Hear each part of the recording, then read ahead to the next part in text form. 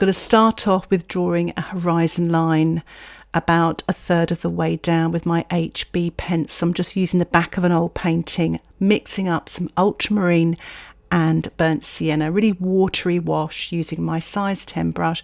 I'm just going to spatter all around that horizon line because I want all the heads of the people in my painting to be on the horizon line so it looks like they are in perspective. So they're all on the same eye level. And any of the marks I don't need, I've just rinsed my brush and I'm just washing them all away. Using the same colour, loading the brush and just sort of starting at the heads and just pressing the brush down, pulling it down. And you can vary your colours as well, maybe add a touch more blue, a touch more brown, or even different colours. And what you can do is vary the sizes. So you can make some really sort of bigger shapes, almost like the shape of a long arched window. And the shapes for smaller people, just make them smaller and shorter in the distance. And what you can do is start making some of those shapes much bigger, and they will look like they're in the foreground. And what I'm doing here is I'm just sort of painting two sort of vertical lines for the legs, one shorter than the other, so it makes them look like they're walking. Now, to make it easier for you and less scary, just paint this very light. So if you make mistakes, you can go over later on with a darker wash, but it's just practice, so don't worry. And with the legs, you can make them very thin triangles, so wider at the top and almost coming to a point at the bottom. I always say to my students, when you're painting people like this that are way off in the distance, you don't worry about any features, any hands or feet. As you notice there, I actually washed off the legs to that person on the right because it didn't go quite right, a bit like I did with the dots in the sky area, and it just makes it so much easier. So mixing up some burnt sienna and black. I'm just making a watery wash here and I'm just painting tiny dots on for the heads of the people way off in the distance. It's almost like a dot for the letter I. So you want to make them really small and more oval shape rather than circular. And that way they're going to look more natural, and because they're lighter in tonal value, smaller in size, they're going to look way off in the distance.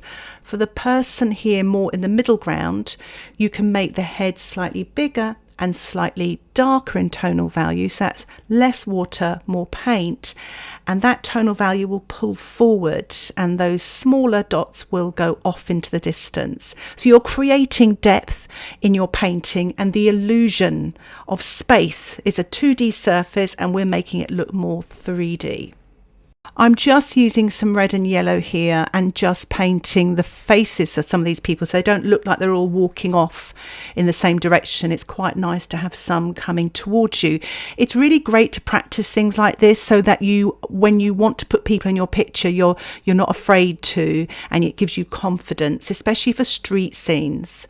So I'm mixing up a little bit of black here with a touch of the burnt sienna, and I'm just going to paint some sort of clothing. So the person here, I'm just literally again going back to that arch window shape and just literally one brush stroke, leaving a gap in the middle so they look like they've got a shirt or a top underneath, and I'm giving that person a bag as well, a briefcase maybe, and adding a touch of dark for the head. Now you can wait for that to dry as well, the colour of the face, but here I've just sort of put that colour on damp into damp, so it looks softer and more natural.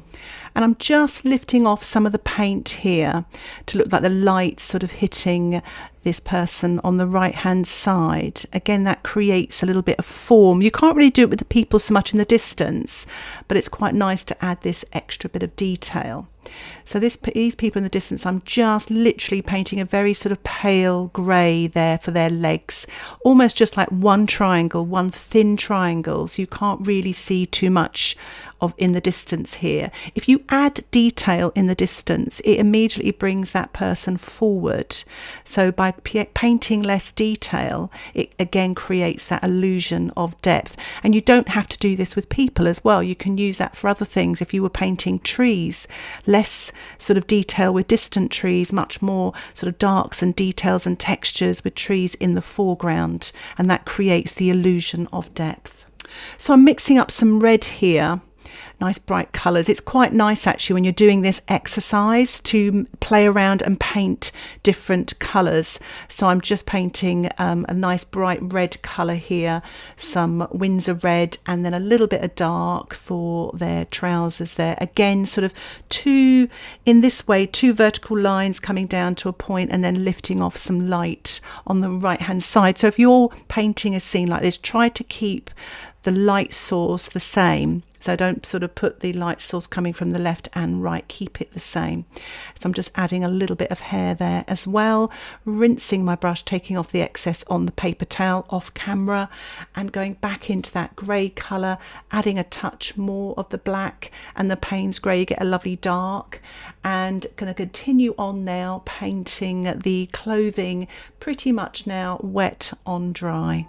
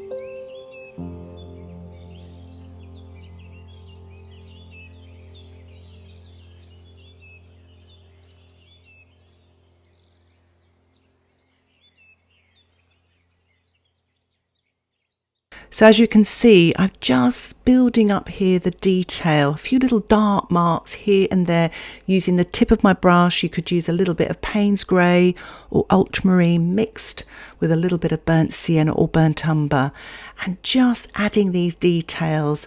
Remember, because they're little people, you don't want too much, just enough to give an impression. And these are great, as I say, in street scenes or in a landscape scene, walking along a country lane, etc.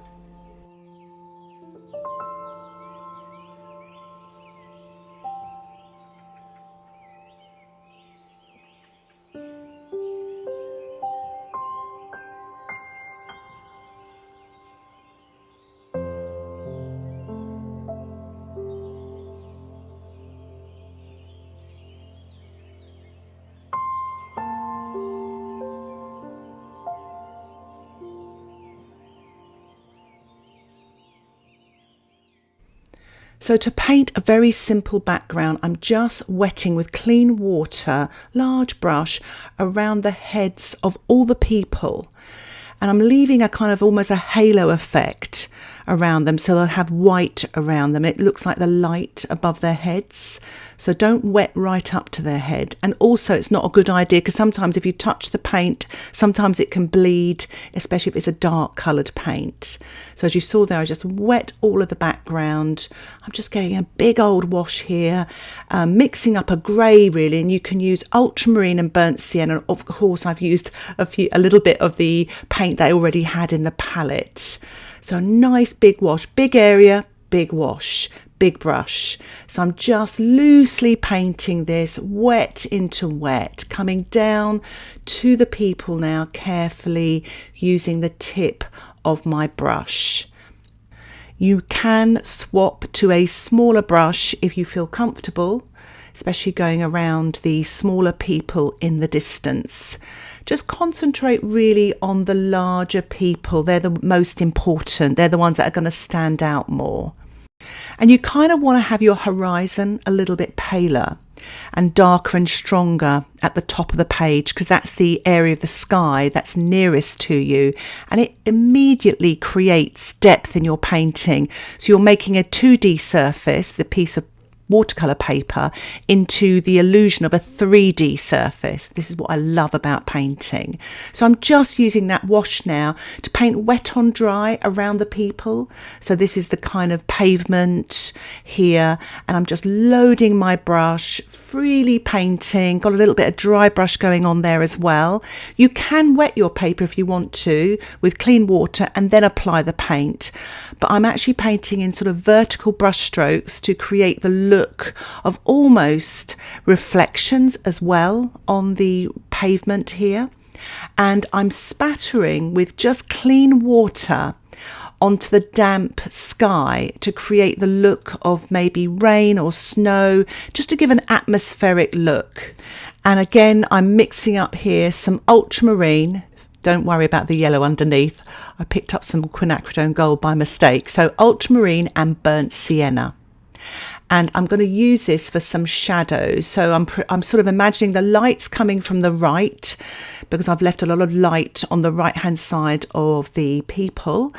So the shadows will be on the left. Try to keep this consistent. So light coming from one light source, so left or right, but then have your shadows going on the opposite side. And obviously the shadows in the distance will be smaller and paler.